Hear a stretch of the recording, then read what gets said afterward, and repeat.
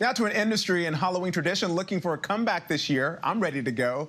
Haunted houses. Think of ghosts and ghouls jumping out from dark corners, inches from your face. Not exactly a COVID-friendly undertaking. So a lot of them had to close their doors last year. Well, this year, doors are creaking back open with some new precautions in place. Our guest now runs the gates of hell, the only R-rated haunted house in Las Vegas. JT Mollner, co-founder and co-owner of Freakling Bros horror shows. Thank you for being with us. I thought this was supposed to be a costume segment, but you are not wearing one, JT. I've got to run the people in the costumes, so I don't have that's one true. on. You're the boss. I appreciate yours, and I appreciate you having me on today. Well, JT, before we get to the fun, scary stuff, I want to ask you about the impact of the pandemic on this industry. Yours is a family-owned business started by your father. What did it mean to take a year off for the first season in decades last Halloween? My dad started Freakling Brothers horror shows in 1992 with my older brother, and it's been a family affair ever since. I partnered up with him a few years ago, and we started designing and building these shows together, and it's something we love to do to celebrate Halloween. My dad and I both do other things during the year to earn a living, and during Halloween, this is what we do because we love it. We have 50 actors, we have a theatrical immersive experience, and we have a family of people who like to do this with us every year. So last year, it was supposed to be our 29th season. We decided that the safe and responsible thing to do before there was a vaccine available was to mitigate risk and not contribute to the problem. And we realized that from a creative standpoint, we wouldn't really be able to do what we love to do and stay honest with what we like to do artistically. So we just took a year off, and we were hoping that we would be in a position to do it again this year. And thankfully we are. We're back with a vengeance, and we're taking all the necessary precautions to keep people safe while scaring the hell out of them. I love it. I know it feels good to be back. And did a lot of haunted houses permanently go out of business, and how did you manage to stay afloat?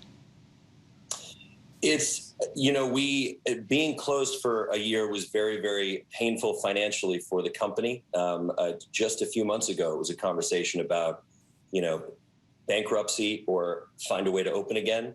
The costs don't go away just because you're closed for a season, and each season, even if we do really well, we only have 25 nights to do what we need to do. So we just decided to take out the loans we needed, double down, put all the chips on the table, and bring the shows we love to do back to Las Vegas. And people are coming out in droves. It's been an amazing, amazing season so far. We have Halloween weekend left, and we're looking forward to putting on a great show for the town and for people all over the country who come to see us. This is your big weekend, so I know you guys are going to come with it, but I have to ask you, COVID obviously still a concern. What kind of precautions are you taking this year to make it safe for guests and also the dozens of actors who work for you? Are the ghosts and goblins all vaccinated en masse? Everybody who works for us is vaccinated. That was just a safety requirement we thought was the best option. And everybody working for us inside the shows, all the actors in close quarters are wearing masks that are part of their costumes or underneath their costumes. We also require all the patrons on the property to wear masks in the line queues and inside the haunted houses. So it's been, we've taken every measure we can possibly take. There are still crowds of people, and we're doing our best to keep people, distanced inside the attractions. And we feel like it's a very safe environment and a very fun environment. Speaking of that distance, though, do you lose some of the scare factor when the monsters jump out at you from a safe distance? It's, you'd think so, but we got really creative with it, and nobody has noticed. Like I said, we wouldn't have opened this year if we felt like we had to compromise what we like to do artistically, which is in your face, high intensity. We're a mean-spirited, rated R attraction that's mainly for adults, and we love what we do. So we found ways to do it. If before an actor was 2 inches away from your face with their mouth, now maybe the actor has a prosthetic connected to them that's 2 inches away from your face. Maybe the environment around you closes in on you. Maybe the trees or the walls close in on you.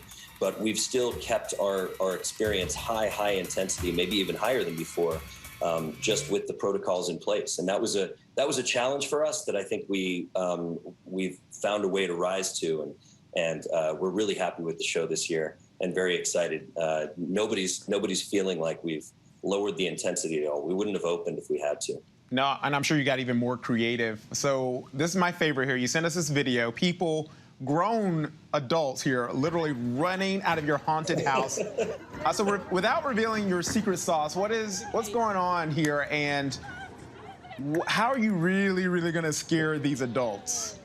So my dad, Duke Mollner, who's my partner now, always said when I was growing up as a kid, he said live actors are scarier than animatronics or props you can buy. So our secret is live actors. And at the end of each attraction, the last room in each show, and we call it a show because it is like immersive theater, the last room in each attraction has something horrific, creative, and like nothing you've ever seen that comes at you in a way you wouldn't expect. And, you know, a lot of haunted houses use chainsaws because chainsaws tend to get people running.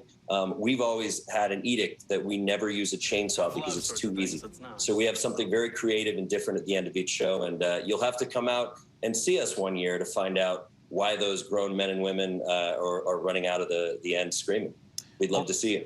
Well, right now, JT, I'm a little upset with you because I thought we were in this together, and now I'm just up here looking crazy. Once you get out to see us, even if we're friends, you're in it alone. That's just how it is. Okay. And yes, especially because I'm going to run. I just got to run faster than you or the person behind me to escape those monsters. JT Mollner, congratulations on everything you guys have been through, what you've overcome, and good luck this weekend. I know it's a big weekend for you. Thank you. Thank you so much. I really appreciate being on. And we have 3 levels of scare, not just the gates of hell. So everybody can come out and see us. 3 levels of scare. Got it. Yep. All right. Thank you, friend. Appreciate it. Hi, everyone. George Stephanopoulos here. Thanks for checking out the ABC News YouTube channel. If you'd like to get more videos, show highlights, and watch live event coverage, click on the right over here to subscribe to our channel. And don't forget to download the ABC News app for breaking news alerts. Thanks for watching.